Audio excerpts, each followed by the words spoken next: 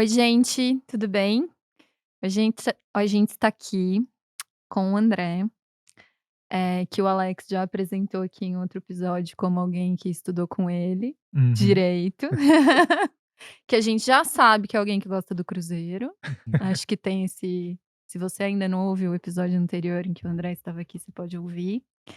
E a gente chamou o André para conversar de novo sobre, um tema que está na intersecção entre política e redes sociais, mas que tem uma questão interessante que tem aparecido aí nos últimos anos e que tem chamado a atenção, tanto do ponto de vista da política, quanto do ponto de vista da religião das redes sociais, que é a religião. Olha, dei spoiler antes de falar. Então é isso, né, Alex? É isso. Seja muito bem-vindo de novo, André. Gente, se vocês ainda não ouviram o episódio anterior em que a gente conversou sobre redes sociais e política, vão lá que tá muito bom. Por isso a gente chamou aqui o André de novo. E André, queria começar fazendo a seguinte pergunta.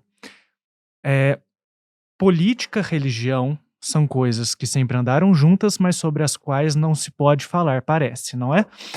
Mas Futebol também. futebol também, mas futebol a gente deixa de lado, senão traz muita lágrima, né. Eh, Pra mim, mais.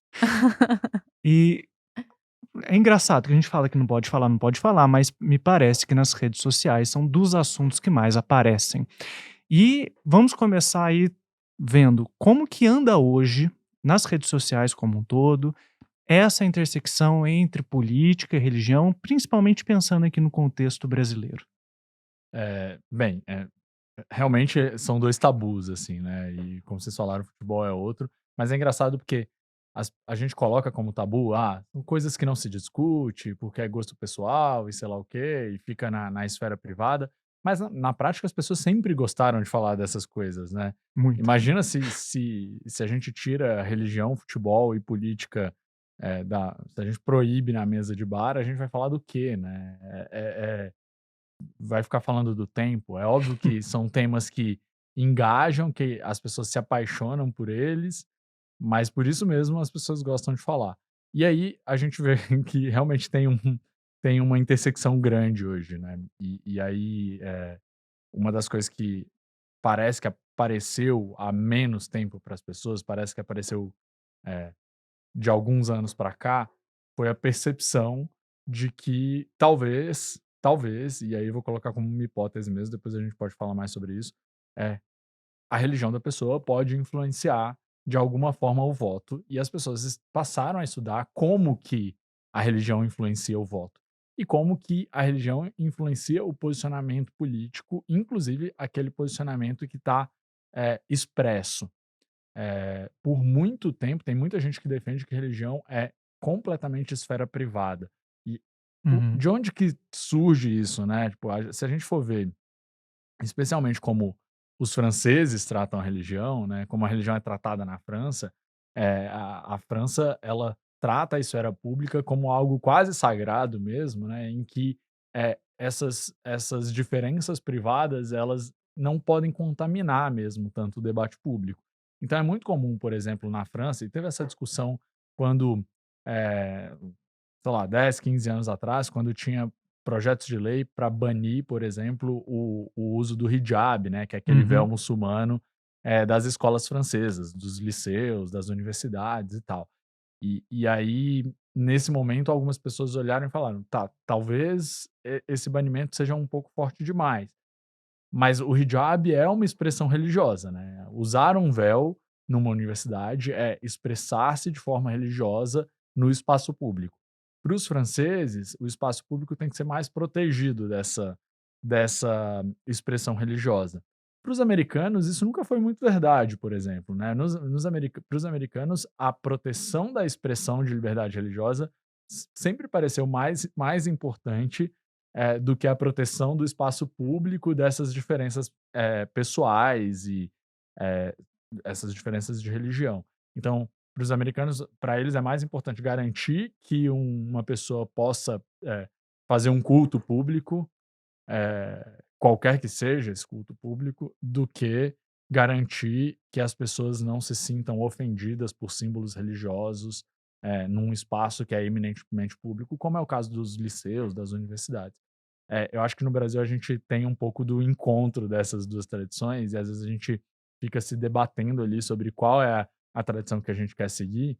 Uhum, eh, e isso ficou mais forte quando uma então minoria religiosa, porque a gente pode dizer isso dos evangélicos, né, eles eram um grupo muito pequeno, de repente ele começa a ser muito vocal, ele começa a falar muito, ele começa a se expressar muito nas redes, ele começa a ter uma grande representação política que se identifica especificamente por isso. A Hum. representação política hoje dos evangélicos no Brasil não é uma representação política maior do que a população evangélica. Uhum. Mas dá essa impressão, porque eles falam muito, porque eles se identificam muito como evangélicos, porque eles se organizam como evangélicos, enquanto a gente não estava acostumado com isso.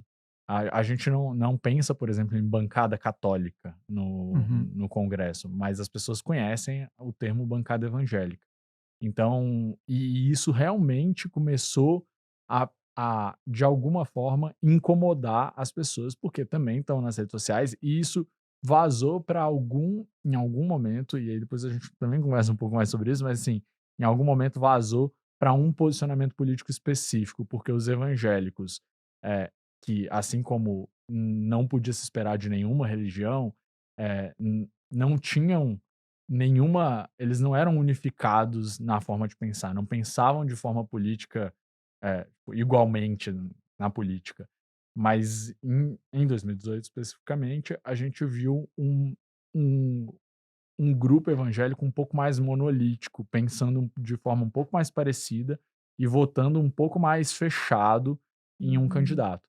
E aí isso realmente foi uma mudança de paradigma aí que as pessoas que não são evangélicas, especialmente, olham e se espantam um pouco com essa mudança. Uhum. E é interessante você falar isso, André. Eu tô lendo O Povo de Deus, que é um livro interessantíssimo, né, um estudo, assim, meticuloso sobre o crescimento da religião evangélica no Brasil, que vai falar justamente sobre o fato de que os evangélicos vão passar em números católicos em menos de 10 anos, segundo, né, as pesquisas, e que isso se deve principalmente a um discurso da própria religião, que vai ao encontro, da maioria da população brasileira. Os evangélicos hoje, isso foi um dos dados que me chamou a atenção, são a religião evangélica é a religião mais negra do Brasil, e aí você pensa que você tem um Brasil, né, em que você tem religiões de matriz africana, em que você tem outras religiões que, vamos dizer assim, de um ponto de vista de um, né, de um raciocínio lógico, seriam as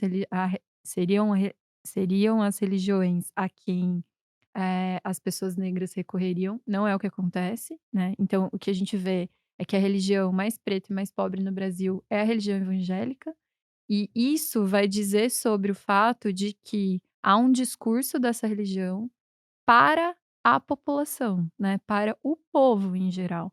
E acho que nesse sentido também tem uma intersecção com a política e com essas vozes que têm sido eleitas, como, né, expedientes da religião, mas que vem trazendo, eu acho que elementos conservadores para pautas que são de política pública. Eu acho que é aí que a porca torce o rabo, vai, a gente pode dizer assim, né. Porque é aí que as pessoas se incomodam, né. É aí a história do Estado é laico, e aí a gente não pode misturar os valores de uma religião com política pública. E aí eu acho que as redes sociais entram nisso, num ponto que é trazer ou recortar essas falas de pastores, de líderes religiosos, e trazer essas falas como pautas políticas, né, isso é Sim. muito louco, assim. É muito engraçado, que você falou disso do como contamina, né, esse espaço público e tal, e é engraçado que, eh, os protestantes, né, quando surge o protestantismo lá no século XVI e tal, tem um início ali que boa parte da briga dos protestantes em alguns lugares, especificamente, era justamente para diminuir, a influência da igreja, porque a igreja que mandava naquela época era a igreja católica, no espaço público, porque isso garantiria de alguma forma a liberdade religiosa. Então você tem, sei lá, guerras, travadas, entre protestantes e católicos, e ali, inclusive por mais liberdade religiosa, sabe? Por alguns querendo mais liberdade religiosa, não queria que a religião fosse religião oficial, tal. No Brasil especificamente, né? Tipo, antes a gente pensa, mesmo com o Estado laico há muito tempo, a gente ainda tem crucifixos em repartições Nas públicas, né? câmaras, né, Nas públicas. câmaras, Uhum. em órgãos do judiciário. Isso era uma coisa que não incomodava tanto e às vezes para os evangélicos incomodava. E aí, de repente, os evangélicos, com esse crescimento, em vez de reforçarem o discurso por liberdade religiosa, que já foi uma tônica dos evangélicos no Brasil no início, especialmente quando a Igreja Católica ainda tinha muito mais influência do que os evangélicos. E aí vou só como anedota mesmo, né? Tipo, pensa que no Brasil, no século XIX, você não tinha cemitérios para não católicos, assim. Então, a gente tem um caso na nossa faculdade de Direito, que eu e o Alex fizemos, em que um Uhum. professor foi enterrado no pátio porque ele era luterano e ele não tinha onde ser enterrado num cemitério, e foi enterrado no pátio da faculdade. Uhum. E tem casos assim no século XIX, porque a religião oficial era a religião católica. Os evangélicos, em vez de continuarem reforçando essa defesa de liberdade religiosa, quando eles percebem um crescimento, eles passam a ter essa intenção de dominar espaços políticos e alguns líderes evangélicos, inclusive de forma declarada, de chegarem a espaços de comando mesmo, a presidência da Uhum. república. E aí, uma dúvida que surge é legítimo eles quererem isso? Uhum. Eh, Outros grupos não quiseram antes? Tá, mas se for legítimo, e talvez seja legítimo para qualquer pessoa se ver representada, as mulheres também querem se ver representadas, Uhum. mas se for legítimo qual é o limite da atuação dele, representando um grupo quando ele está numa posição dessa? Uhum. E os evangélicos precisam se questionar isso, né? Uhum. E obviamente isso também passa a incomodar, inclusive uma parte dos evangélicos, porque eles começam a perceber que nem sempre aquela pessoa a representa completamente.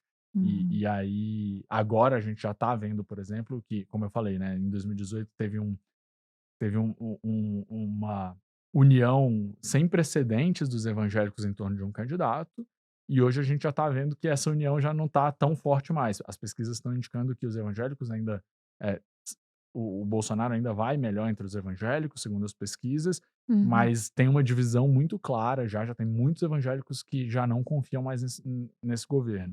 Uhum. Então, você citou o Juliano Speer, né, eu nem sei se fala Speer ou Spire, mas ele fez um trabalho incrível no Povo de Deus ali, mas é bom a gente lembrar ainda que essa percepção que está ali muito forte no livro dele, que alguns outros autores antes também já tinham mostrado, de que os evangélicos são agentes racionais, pensantes, eles não são só pessoas manipuladas, e que se eles se movimentam politicamente, se eles se movimentam socialmente de alguma forma, aquilo ali também acontece porque alguns interesses deles podem ser atendidos Uhum. e eles precisam daqueles acenos, né? Então, isso já ficava mais ou menos claro em outras pesquisas anteriores, do Perrucci, do Ronald de Almeida, em que eles mostravam como que, às vezes, os evangélicos chegavam nas periferias, eles chegavam nos lugares mais pobres, porque as igrejas têm mais capilaridade, e aí, especificamente, as Assembleias de Deus, por exemplo, que é uma igreja com uma capilaridade enorme, é uma igreja onde Uhum. você chega em qualquer cidadezinha de 2.000 habitantes, você vai achar uma Assembleia de Deus, e fala uma língua que as pessoas entendem, Isso. e em vários momentos, inclusive usando essa palavra que está bem na moda, né, empoderam pessoas que não teriam Perfeito. nenhum poder, sem aquilo. São pessoas que e aí eu lembro um exemplo, por exemplo, do século XIX ainda, a em que a igreja presbiteriana é uma das primeiras igrejas evangélicas no Brasil. Tem um registro da igreja presbiteriana que mostra de um homem negro escravo que foi registrado como membro da igreja, igual a todos os outros membros. Então, no registro dele como membro na igreja presbiteriana de Brotas, inclusive, ele era citado fulano, escravo do senhor ciclano, e Só que ele era irmão na igreja ele era tratado como irmão, Uhum, e ele tinha um status que ele não tinha fora, porque fora ele era escravo. uhum, As igrejas evangélicas fazem isso em alguns momentos com negros, uhum, são pessoas negras que são marginalizadas na sociedade e que às vezes são pastores evangélicos, são uhum, profetas dentro da igreja evangélica, são pessoas que fazem curas ou coisas do tipo, falam em línguas.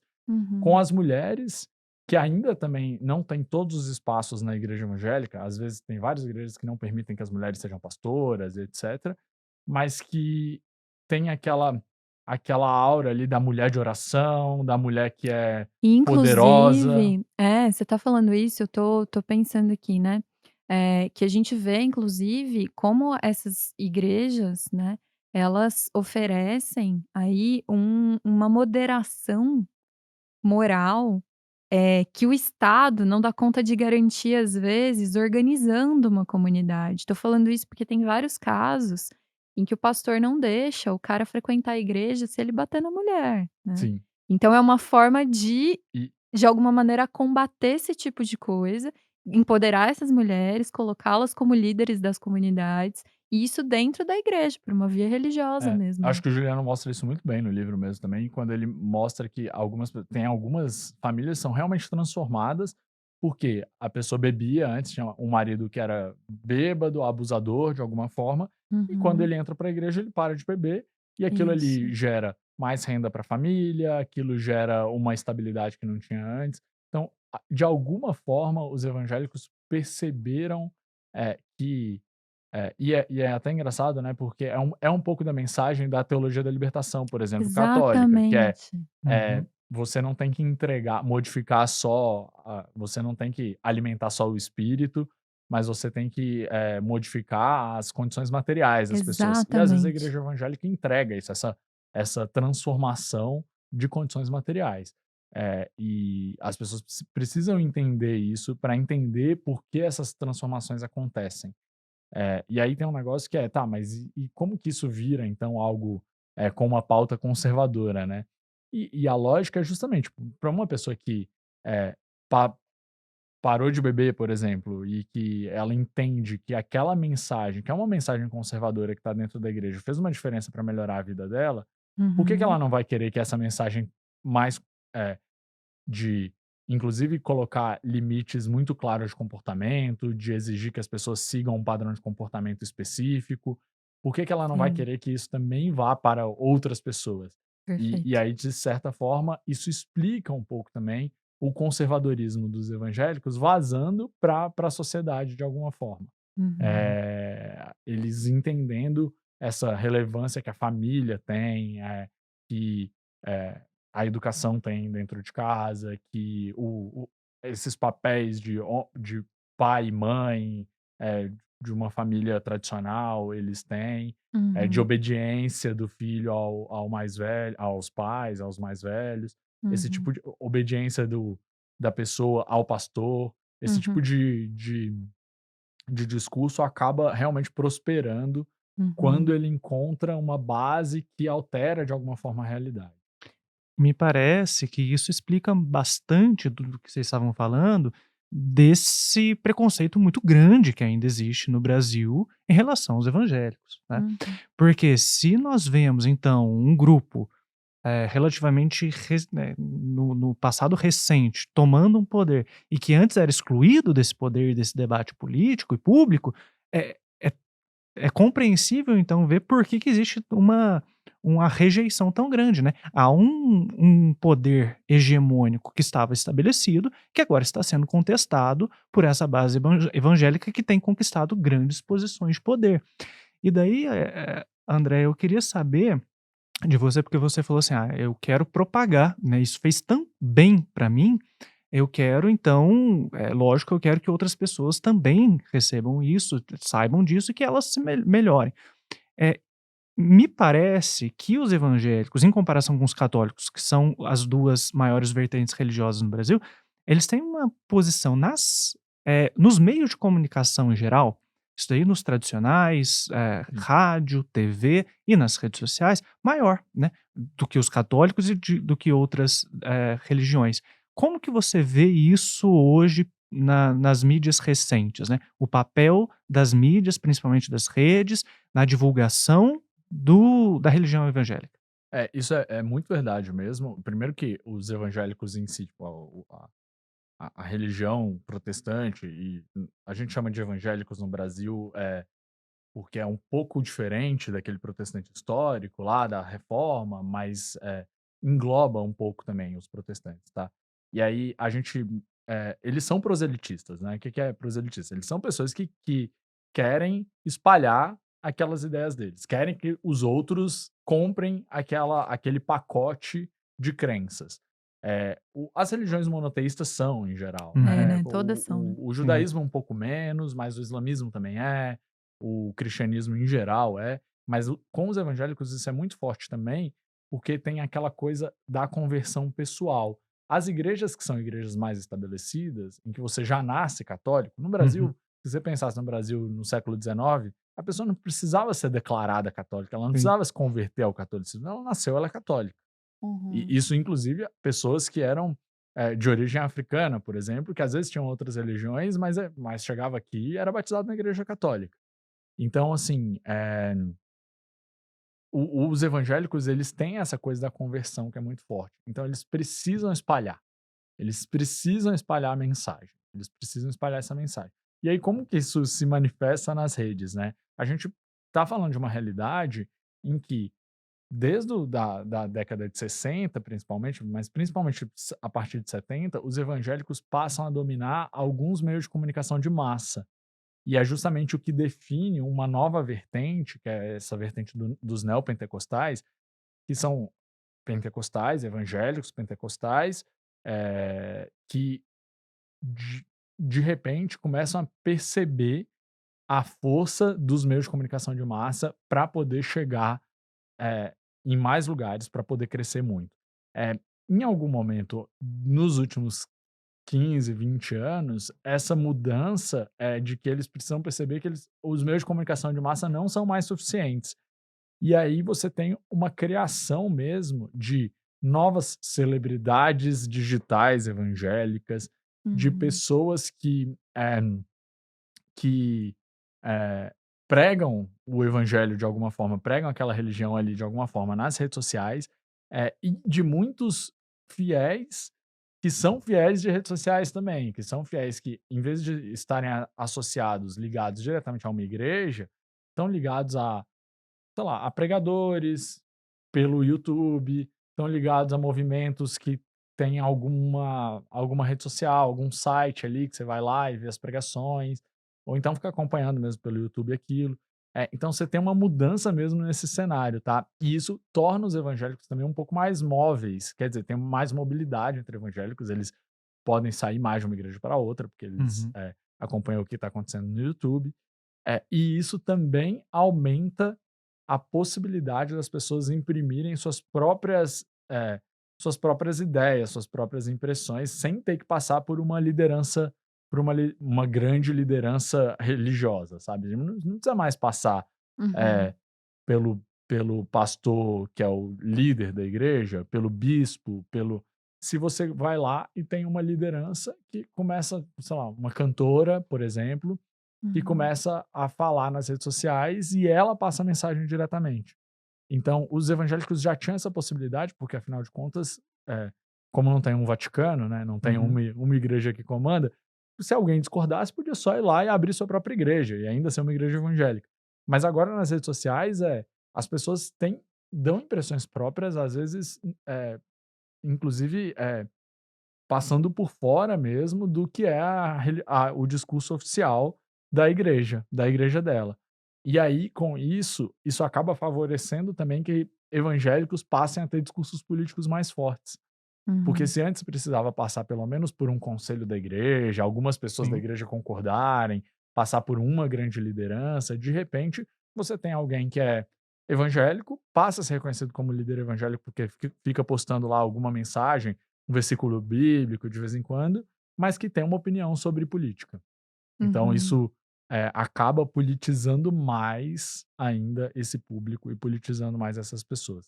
E aí não eu acho que isso vai nos dizer, né, que não é algo que dê pra gente ignorar enquanto um processo histórico que está em andamento e vai continuar acontecendo. E eu acho que não dá também pra gente estabelecer uma perspectiva preconceituosa em relação a isso, né. É a gente entender que quando a gente fala aqui, né, inclusive os evangélicos, né, foi bom você ter dito isso, né, a gente tá falando de muita gente e É, de muitas vertentes diferentes dentro de uma mesma religião, né, porque a gente tem de fato discursos muito diferentes dentro da Uhum. própria questão dos evangélicos, né, igrejas diferentes, ideologias muito diferentes, né, essa questão do empoderamento, ao mesmo tempo a questão da violência, tem muitas possibilidades aí dentro disso, é um espectro muito grande. E eu acho que dentro disso, é importante que a gente comece então a dialogar, porque isso vai acontecer cada vez mais, né. Então é importante a gente entender que isso é uma realidade, que não dá para virar as costas para isso, nem achar que isso é desimportante. E, como isso tem implicações políticas que são para todos, né, não só é. para os evangélicos ou para uma religião específica. E tem uma coisa aí que é muito importante, que é, ainda mais do que no caso da política, né, se você só despreza aquela fé, aquilo ali só vai gerar ressentimento. Então, se você tem alguém, você pode discordar de tudo que um evangélico diz, mas se você tem alguém na sua família, né, uma tia, sua mãe, que é Hum. evangélica, e você só trata aquilo como se fosse, conto de fadas, como se fosse historinha e que ela fosse uma pessoa manipulada pelo pastor dela ou qualquer coisa do tipo, para ela é algo tão relevante na vida dela, até mais relevante do que a política, e para a maioria das pessoas mais simples, a religião tem um papel ali, um status que é mais importante do que a política, do que é mais importante, do que, sei lá, às vezes o time de futebol. E aí, se você só despreza isso, realmente você corta pontes, né, você destrói pontes, você não consegue Uhum, mais falar com essas pessoas. Então, uhum, partir do pressuposto de que olha, você pode ter sua fé, mas ainda assim, mesmo a gente eu não tendo a mesma fé, ainda assim a gente pode concordar sobre algumas coisas, ainda assim a gente pode buscar algum diálogo, é uma posição que é necessária mesmo, né, não dá para Uhum. você querer depois, a cada 4 anos, por exemplo, tentar convencer a sua tia evangélica, com quem você não falou por 4 anos, porque você acha que ela é manipulada e que ela é burra, uhum, porque ela só escuta o pastor, você não falou por 4 anos, e aí chega na época da eleição e vira e fala assim: "Ah, mas você tem que votar no fulano". uhum, E não adianta, né, durante esses 4 anos ela estava conversando com alguém. Você tem que buscar mesmo as coisas que te aproximam. No livro do Juliano, por exemplo, ele fala em algumas vezes que, assim, tem coisas, por exemplo, que assustam muito as mulheres evangélicas, e uma das coisas é a questão de armamento da população. sim. As mulheres evangélicas, em geral, não são favoráveis a armamento da população. Esse Uhum, tipo de aproximação, se uma pessoa é uma pessoa de esquerda que é contra armamento da população, por exemplo, uhum, que é um tipo de aproximação possível. Chegar e falar: "Olha só, eh, você quer ver mais armas, né, tipo, se seu filho tivesse andando armado, você ia achar isso bom?". E uhum, talvez ela rejeite isso. Esse tipo de busca de pontos de menos conflito, né, pontos de aproximação, tal, é sempre muito importante, inclusive para entender por que que as pessoas pensam diferente de você, para entender por que que a lógica dela é uma lógica mais conservadora, por que que para ela família é importante naquele conceito de família dela, uhum, e ela vai entendendo também, ela tá disposta a aprender, hum, se você tratar essa parte que é uma parte muito importante da vida dela com respeito, como algo que dá para ela dignidade. Então, se você reconhecer: "Olha, admiro que você tem essa fé, mesmo que eu não consiga ter", essa uhum, pessoa já vai se abrir um pouco mais para você. Talvez ela ainda tente te converter, mas uhum, ela vai pelo menos, também ouvir um pouco do que você tem a dizer, porque ela vai querer e vai acreditar que você também quer ouvir um pouco do que ela quer dizer. sim. Isso é importantíssimo, isso faz lembrar mais uma vez que é uma atitude de uma mentalidade alargada, de que falava Hannah Arendt mais uma vez. Eu só queria lembrar, da questão da democracia, o que que é a democracia, porque a democracia não é de jeito nenhum e não pode ser confundida com uma ditadura da maioria, né. Não é porque a Uhum, maioria pensa assim, que assim deve ser, mas a democracia é uma forma de as minorias serem aceitas dentro de uma maioria. né? Uhum. A democracia só funciona enquanto um respeito às minorias, lógico, Uhum. que defendem esse respeito às outras minorias e que não pregam o fim total das minorias. Então, serve como um lembrete, tanto para o espaço público quanto para o espaço privado, de que não importa a posição do outro, desde que, lógico, ela respeite ali a democracia e as divergências de ideias, como que é necessário, tanto para conviver com os outros, quanto para a criação de um espaço público saudável, essa criação de pontes de que o André estava falando. Alex, e tem uma coisa importante aí, e aí falando para pessoas que acreditam mesmo nisso, né, para cristãos, os cristãos eles nunca acharam que eles precisavam ter o poder para que as pessoas acreditassem naquilo que eles acreditavam. Boa parte do crescimento da igreja cristã se deu em momentos, inclusive, de perseguição, né? Então a gente vê que no início da igreja cristã, que os evangélicos, por exemplo, às vezes, inclusive romantizam, né? Ah, porque a igreja primitiva, a igreja lá do início, Uhum, logo depois que Jesus veio para a Terra e tal, eles pensam nesse tempo como um tempo de grande avivamento da igreja, né? Um tempo em que a igreja realmente cresceu muito e tal. E eram tempos que tinham vários períodos de perseguição pelo Império Romano, uhum, porque não era uma religião, oficializada, uma religião oficial. Então essa vontade de querer tomar o poder, como se isso fosse convencer as pessoas de terem fé, a gente lembra que não adianta tentar convencer as pessoas a terem uma fé genuína, né, se a fé não surge em momentos, inclusive de perseguição, ou em momentos em que aquele grupo é um grupo de minoria, tentar impor aquela fé não tem muito efeito, né, certamente não tem efeito para esse Deus que os cristãos creem. Então não tem muito porquê pensar em impor suas ideias para os outros. Se as ideias são tão boas assim, as pessoas podem se convencer delas sem que você precise impor, né. Sim. perfeito. Mais uma vez, André, foi fantástico. Agradeço muitíssimo a sua presença. É sempre bom conversar e quantas coisas que a gente aprendeu aqui, né, que a gente foi Sim, discutindo, não são tão debatidas no ambiente público, normalmente são o contrário, né? sim. Mas mais uma vez, muitíssimo obrigado pela sua presença. Se você quiser falar alguma mensagem final, fica à vontade, se não, muito Não, eu queria obrigado. agradecer mesmo. Eu acho que é um bom espaço que a gente tem aqui para poder debater esses temas que são temas que a gente deve debater, sim, viu? Não, a gente não precisa deixar de debater, eh, porque pode gerar briga, mas a gente tem que tentar debater de um jeito em que a gente não acabe destruindo mais pontes mesmo. Então, se você puder, quem está ouvindo a gente aí, se puder realmente pensar sempre nessa ótica, né, de em vez de só rejeitar esse tipo de discussão, tentar usar esse tipo de discussão para que a gente, dialogue mais, para que a gente se reconheça mais um no outro, mesmo que sejam pessoas diferentes. É, fica o convite da gente ser genuinamente interessado pelo outro, né. Sempre falo isso, acho que isso nunca é demais, é muito importante. E é isso, gente, espero que vocês tenham aprendido tanto quanto a gente aqui nesse Sim. papo, que foi muito gostoso. André, muito obrigada de novo. E é isso, gente, a gente se vê num próximo episódio. Até lá. Até lá, gente. Tchau, tchau.